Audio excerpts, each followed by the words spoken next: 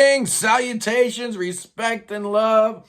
I am Scott, and you are in the Prog Corner, man. And today we're talking about a new young prog band that just dropped their second album a couple weeks back. I had encountered Kimono a couple years back. You know how I do, perusing Spotify and Bandcamp and just looking for new music. And I ran across their debut album called Return to the E. What a really cool record that was. But boys and girls, they got a brand new one that's even better. It's called Mind Out of Time. Kimono is three high school friends. They met in high school in Minneapolis, and they bonded over their favorite bands, including Yes, Camel, King Crimson, and Uriah Heep. Those boys were certainly listening to the right kind of music as, you know, teenagers. That's for sure. You got Jeffrey Carlson on guitar, vocals, and keyboards, Timothy Java on drums, and Chad Feuerstadt on bass, vocals, and keyboards. Usually when I'm reviewing some unknown, underground independent band, it's because they came to me and asked me to review their music. This was the other way around. I fell in love with their first album, and when I heard there was a second album coming out, I contacted them, and they were kind enough to send me the files. Now, the first album was only available on digital and cassette. This one so far is only available on digital. Look at that artwork, man. If this isn't screaming for a 12-inch release, I don't know what is. These guys are starting to get a little bit of notice. I was on Facebook the other day, and I noticed that Jacob Holm Lupo from White Willow and Opium Cartel had posted a little something about Kimono, and I thought that was really great. So good on you, Jacob. Their first album, Return to the E, was recorded in 6 weeks in an actual studio. This one here, though, it took them 2 years. They really took their time. Recorded in Chad's home studio. Jeffrey's got a home studio, and the producer, Jake Wagner, produced their first album. He produced this one. Does a really nice job. There's something really cool about the sound of this record, man. It feels like a long-lost record from 1976 or 1977. It's got that real solid mid-range 70s sound, but during that time, right before all the synth sounds started to change, so this feels like a long-lost band from 1976. It really does. Let's talk about some of these tracks. There's only 7 songs on here, and it starts with the title track, which is the longest song, clocking in at 9 minutes and 46 seconds. And I really dig it. Starts with a choral patch and a real busy bass line. The drums are way up, nice in the mix. You feel the snare. It's really cool mixed album. Really sounds great. Like I was saying, the guitars have that mid-70s sound, that mid-range, heavy kind of sound. Definitely some psych mixed in with this stuff, and you got some real slinky riffs and interesting stuff going on here. A lot of Hammond organ. You got Mellotron. There's an acoustic guitar middle section on this track that's really good. This might be my favorite song on the album. It's outstanding. Next up is a short track, clocks in right under 4 minutes, called Good Looking, and this is where you figure out real quick that Kimono is not your typical prog band. In fact, in Jacob Holm Lupo's post on Facebook, he said he didn't even feel it was necessary to saddle these guys with the prog tag. Certainly not the retro prog tag, even though all the instrumentation feels like it's straight out of the 70s.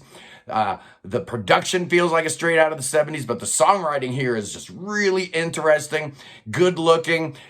Man, it might be a Pablo Cruz song, maybe a little, I hear Firefall, maybe even a little Ambrosia. It's got this California chill out, which makes sense because Dude Man moved to California. Chad Feuerstadt, he's actually based in California now, so I'm hearing that relaxed beach, kind of vibe here. You got some falsetto singing that kind of makes me think of Passion Pit. It's cool. It's a different song. Wasn't expecting it, but I like it a lot.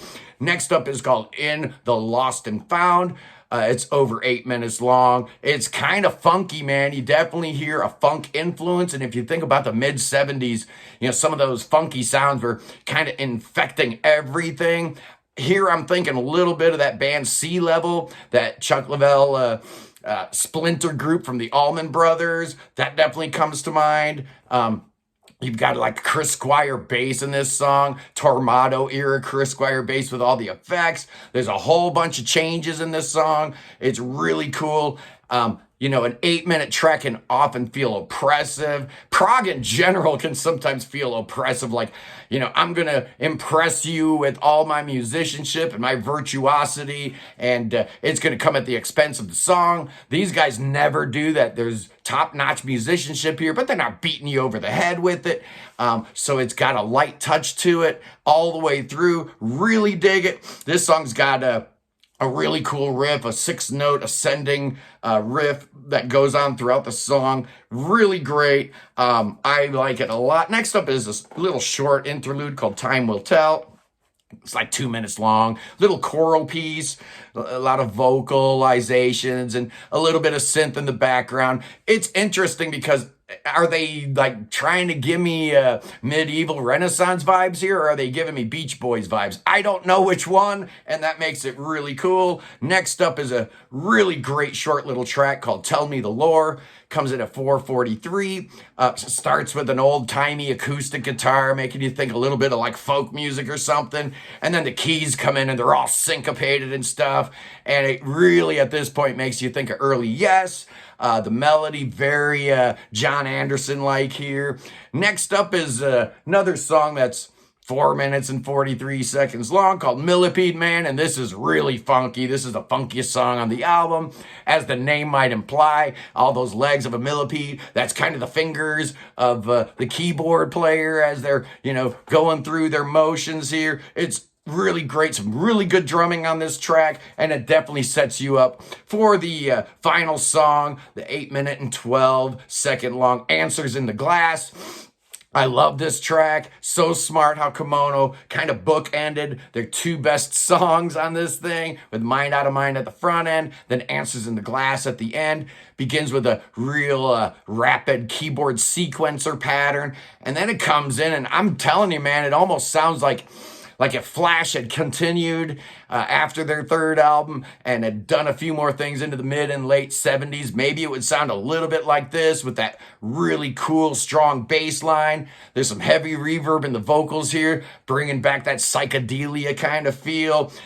Here there's actually a guitar solo, and it's amazing. It does kind of remind me of Steve Hackett. And then the song ends with a real beautiful emotional coda with a gorgeous melody, and then the thing's over. The album's only like 45 minutes long or whatever. So it's really nice and easy listen.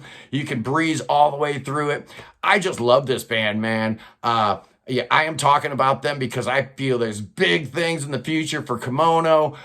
Thank you guys for sending me over all your info, your electronic press kit and the files to this album. Fantastic. Like I said, not available on vinyl, not even available on CD. So go to Bandcamp, buy the digital. It's outstanding. But how am I going to score Kimono, Mind Out of Mind? Yeah, I really want to give it 4.5, but I think I'm going to go stick at a 4 headphone on this. This band has so much potential. I can see a masterpiece coming from these 3 guys without having to stretch my imagination too much. They're this close. I love what they're doing. I dig their vibe. I'm really looking forward to seeing what the future holds for Kimono. Check it out. I'll put a link in the description. You know how I do. Anyway, tomorrow we're going to be interviewing Simon from Awcrest. That's going to be amazing. Anyway, I love you guys.